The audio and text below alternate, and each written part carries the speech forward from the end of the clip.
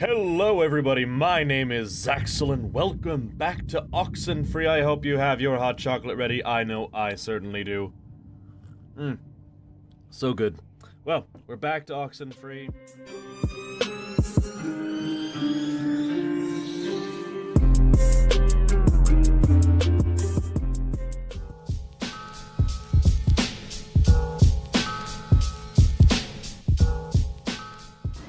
All right, would you like to introduce yourself? Sure. My name is ZaxelZach. I'm a YouTuber. I do a lot of Let's Plays. Cool. And how did you find yourself here at NewCon this year? I have been emceeing the NewCon, for about 3 years now. I started as the director of publicity and slowly worked into the fact that I'm a better MC than I am a director. So I stuck to what I do best and did that. I started emceeing back at KomoriCon 2007, so I've been doing this for a long time. Are there any particular skills or things you have to be good at or focus on when emceeing? I think a lot of it comes down to audience relationship. I don't think a lot of people know how to read an audience and how to deliver what's needed in that moment and how to keep them on your side. Some people demand too much from them. It's kind of like when they're like, "Oh, I can't hear you, louder," and you do that too much, and the audience is gonna be like, "Screw you," exactly. So it's charisma. It's just knowing how to read people. Now, on the other side, as someone who does Let's Plays, that's a one, for the most part, until you get comments and the feedback, that's a one-way kind of communication in a lot of ways. How does that differ? What are some challenges that come up in that? For one, exactly as you say, it's you alone. You're talking into a camera as though you had a good friend or a couple of good friends over, and clearly that's not the case. You're talking into a lens, but I want to chalk that up a little bit to a 4-year degree in acting and knowing how to talk to a camera and how to be honest and open, even when it's just yourself. Sometimes that's all you have. So, when did you realize you wanted to make a thing out of doing Let's Plays? Oh God, I started with the intention of doing it as a thing. It was not a simple hobby. I was like, this is something I want to do. I love watching other Let's Players, Markiplier, Game Grumps, all of them. Very entertaining and very inspirational to me. And I just said, well, heck, I want to do that. Originally, though, the series started as a way for me to document finishing all of my video games. And that was before Let's Plays had really become the thing they are now. But I did that once. The process was awful. I quit for like 2 years and then started it again later with a better idea in mind. What was your favorite game that you've Let's played? Undertale. Easily Undertale, yeah. And I know that's a real fan favorite for a lot of people, and it's kind of one of those you love it, you hate it sort of things. But I just had so many feelings for that game, and that brought about me drinking hot chocolate on all my videos. So because there was just one part of the game where I was like, this is so cozy, so cozy. And I was like, I need hot chocolate right now. And in the video, I pop up with hot chocolate, and it's like, this is just how it is now. This is the reality now. So, if you strike gold as a Let's Player, what's the first thing you buy? oh my God, maybe not buy, but pay off all of my student debt and any debt that my mom has. That's the first thing I'm doing. Pay it forward. I like that. I try. Oh, yeah. Still pretty personal, but as much as I can. That's good. Yeah. What would be the second thing, or what's the material thing? Sure. Probably a new car. I'm driving an old '99 Nissan Altima Beater. It's gonna fall apart at any minute, So I'd like at least something reliable, not brand new, but something that you're not worried, you might get stranded. Exactly. Yeah. Okay. Something about being a Let's Player that you wish people knew. Something that maybe isn't part of perception of people. It is draining. It's emotionally draining, mentally draining, talking for that long. It's not necessarily a physical wear, but you do feel exhausted after recording so many, because even then, now you have the editing to do.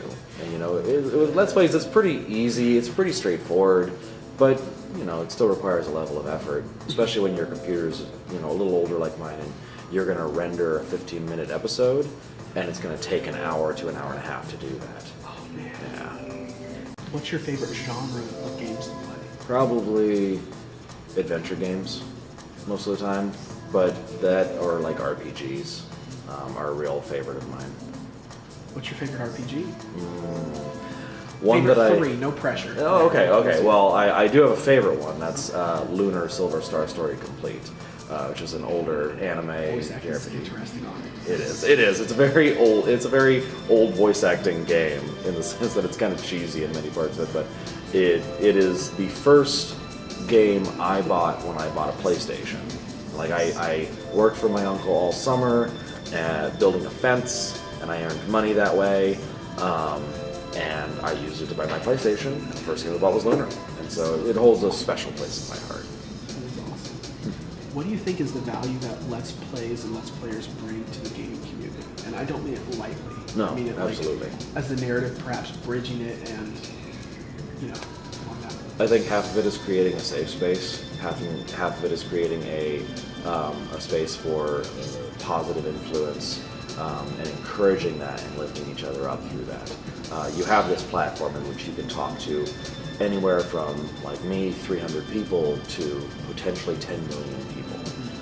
That's a very powerful thing, and it's going to make a huge difference what you decide to do with that platform. So what Let's Players bring to this community is it needs to be positivity. There's no room for toxicity at all. And like I've been around the con scene since 2004, and I've seen how some of that can turn into such a negative thing, you know, whether it's exclusive groups or anything like that. But as a Let's Player, especially keeping that communication open with anybody, whether it's your first time, you know, watching a Let's Player, going to a convention, or you're a veteran of anything, you know, it's that we're all, and this is very cliche, but we're all human. You know, we all need to lift each other up. Bringing the realness. Yeah. You know, I didn't actually write this one down. How does one define as a Let's Player? Do they have to have one Let's Play through, 2, 3? Is there like a magic number? No. Let's Player is anybody who puts up a video of them playing a video game. If you get one video up, you're a Let's Player. This isn't like a, you know, you're not an accountant until you get an accounting job or something like that. So. All right. Yeah. Do you have any upcoming games you're excited to Let's Play the next year? Maybe from your backlog? Well, I never finished Undertale because I was doing I did the Pacifist run, and now I'm doing the Genocide run, but I ended at the final part, unable to continue. Not due to anything emotional or mental, just like it's a freaking hard thing to pass in terms of gameplay. But other games, I just bought the new Doom. I'm excited to play that. I just got Dishonored 2. I might play that on my channel. So, yeah, those are a few I'm excited about. Do you have any upcoming planned projects outside of Let's Play scheduled for 2017? Yeah, I'm going to be working on my voice reel for voice acting. I'm going to be starting a new segment, I don't know when in the year, called Zaxel's Creepypasta Corner, where I do creepypastas. I was actually talking to Mr. Creepypasta about that. He is here. Yeah, he is. So we were talking about doing some collabs. That'll be fun. And then finally, what's one resolution you have for 2017? One. Or as many as you'd like to do. Well, I think if it had to do with my channel, probably get to 1,000 subscribers would be great. I'm almost at 300 right now. Might pass the mark this weekend. I sure hope so. But 1,000 subscribers would be just A+. Oh yeah. So it's good to have a goal. Yep. For any of your fans or any of your viewers or your subscribers who couldn't make it out here this weekend, do you have anything you want to relay? Sure. I love you all. I miss you. I wish you could be here. And, you know, as always, you are wonderful, and I want you to stay wonderful until the next video.